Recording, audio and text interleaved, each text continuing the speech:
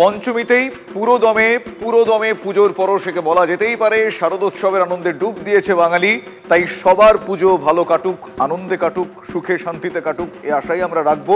চারিদিকে পুজোর একটা আমেজ ইতিমধ্যেই শুরু হয়ে গিয়েছে, কারণ ছবি তাই বলছে। পরপর এই মুহূর্তে টেলিভিশন স্ক্রিনে আপনারা যে 6টি আলাদা আলাদা ভিজুয়াল আলাদা ছবি দেখছেন, এক কথা আমরা বলতে পারি, সেরকম আমরা নামও দিয়েছি উমা বন্দনায় বাংলা।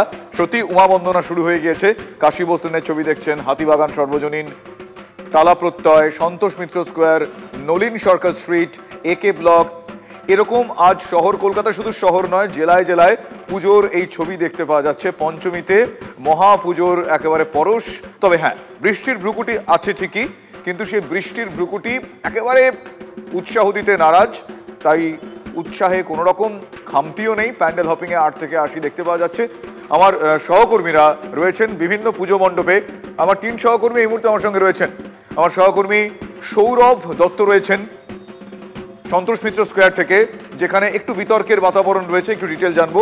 আমার সঙ্গে রয়েছেন আমার অপর সহকর্মী সায়ন্ত, দেশপ্রিয় পার্ক। আপনারা জানেন দেশপ্রিয় পার্কের এই পুজো অত্যন্ত গুরুত্বপূর্ণ। গতকাল খানিক সেখানে বিপত্তির আবহ ছিল, আজ সব কাটিয়ে উঠে পঞ্চমী থেকে এরকম ছবি। আর আমার অপর সহকর্মী কল্যাণী থেকে রয়েছেন আমার সহকর্মী মহাদেব। এই মুহূর্তে একটু সায়ন্তর কাছে যাই। সায়ন্ত, এরকম একটা অত্যন্ত গুরুত্বপূর্ণ পুজোর মণ্ডপে রয়েছেন দক্ষিণ কলকাতা দেশপ্রিয় পার্ক। আমরা জানি দেশপ্রিয় পার্কের একসময় এত বড় দুর্গা, সেইবার থেকে পুজো একটা অন্য রূপ পায়। আজকে সেখানকার ছবিটা কি আমি দেখতে চাইবো। সায়ন্ত, তোমার কাছে স্পেসিফিক্যালি একটা প্রশ্ন। আমরা দেখি যে কোনো পুজোয় আমারও বড় অবাক লাগে, সেটা হচ্ছে যে সবাই খালি চোখে কেউ আর মণ্ডপ মা দুর্গা দেখছেন না, সবাই দেখছেন তাদের মোবাইলের মাধ্যমে, মানে একটা ভায়া তাদের মোবাইল ফোন। তুমি যেখানে রয়েছো সেটা তো থিম সাবেকিয়ানার একটা মিশ্রণ। সেখানে এমন কোনো মানুষজনকে নিশ্চয়ই দেখতে পাওয়া যায় যারা খালি চোখে উপভোগ করছে, তোমার আমার মতন। দেখো, 2015 সালে সবচেয়ে বড় দুর্গা এই স্লোগানে হাইট তুলেছিল এই দেশপ্রিয় পার্ক, এবং তারপর 10 বছর কেটে গিয়েছে। সেই ধরনের বড় বাজেটের দুর্গা পুজো বা দুর্গা মণ্ডপ করেনি দেশপ্রিয় পার্ক, কিন্তু এবার তারা করেছে। আর যে কারণে তারা স্লোগান দিয়েছে এবার আবার বড়। অর্থাৎ তুমি দেখতে পাচ্ছ থাইল্যান্ডের মন্দিরের ধাঁচে এই বড় বজ্রা নৌকা, এই আদলে এই মণ্ডপ তৈরি হয়েছে, এবং ভেতরে রয়েছে 85 ফুটের দুর্গা প্রতিমা।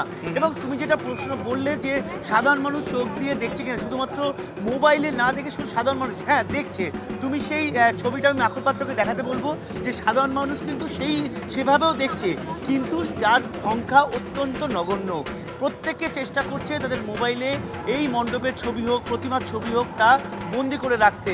কারণ প্রতি বছর মা আসেন, কিন্তু এই স্মৃতিগুলো রয়ে যায়। এই দেশপ্রিয় পার্ক হোক বা কলকাতা বেশ কয়েক নামজাদা পুজো হোক, প্রত্যেক তারা চেষ্টা করে মোবাইলে বন্দি করে রাখতে।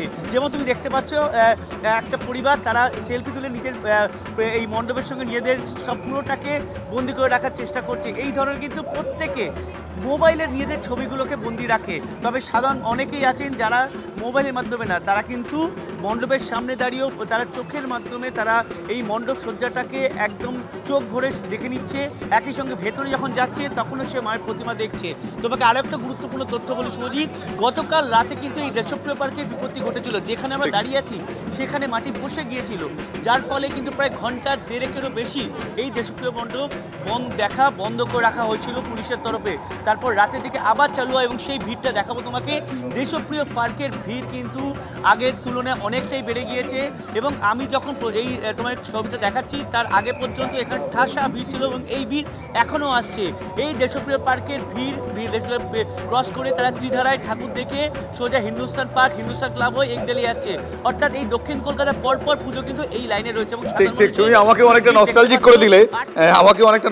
করে দিলে সায়ন্ত, যে হ্যাঁ সত্যি আমরা যখন একটা সময় সুযোগ হতো, সে অনেকদিন আগে হয়তো, তারপর পেশাগত কারণে সেই সুযোগ হয় না, তোমাদের মাধ্যমে আমরা দেখতে পারি বা কিছুটা কাজের সূত্রে।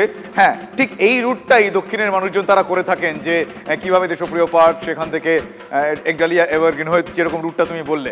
বেশ, তোমার কাছে আমি আবার আসবো, তবে আমি এবার একটু মহাদেবের কাছে যাবো। তার কারণ জেলাও কিন্তু টেক্কা দিচ্ছে, টেক্কা না বেশ কিছু ক্ষেত্রে। আমি এক্ষেত্রে কোনো রকম প্রতিযোগিতার কথা বলবো না, কারণ জেলার পুজো আলাদা একটা মাহাত্ম্যে যেরকম ছিল, আছে এবং থাকবে, অত্যন্ত গুরুত্বপূর্ণ এরকমই একটা পুজোয় আমার সহকর্মী মহাদেব রয়েছে। মহাদেব, এখন বাজে 8টা 4, পঞ্চমীর দিন 8টা 4।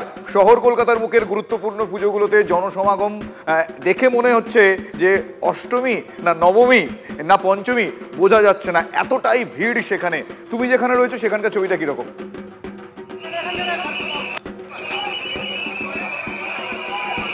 শুভজিৎ, তুমি তো জানোই যে একটা সময় শহরতলি থেকে গ্রাম বাংলা অনেকটা পিছিয়ে ছিল, কারণ গ্রাম বাংলায় মূলত পুজো শুরু হতো ষষ্ঠী সপ্তমী থেকে।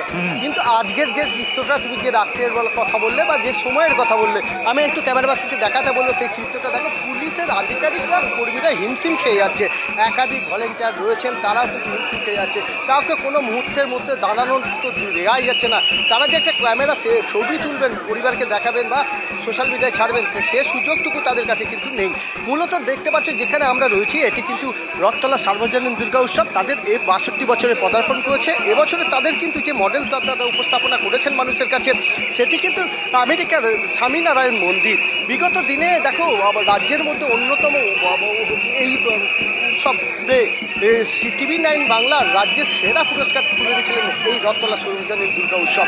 এবছরে তাদের যে উপস্থাপনা দেখতে পাচ্ছ, আমাদের দর্শকরাও দেখছেন যে এবছরে তাদের উপস্থাপনা কিন্তু রীতিমতো টেক্কা দিতে চলেছে শহরতলিকে।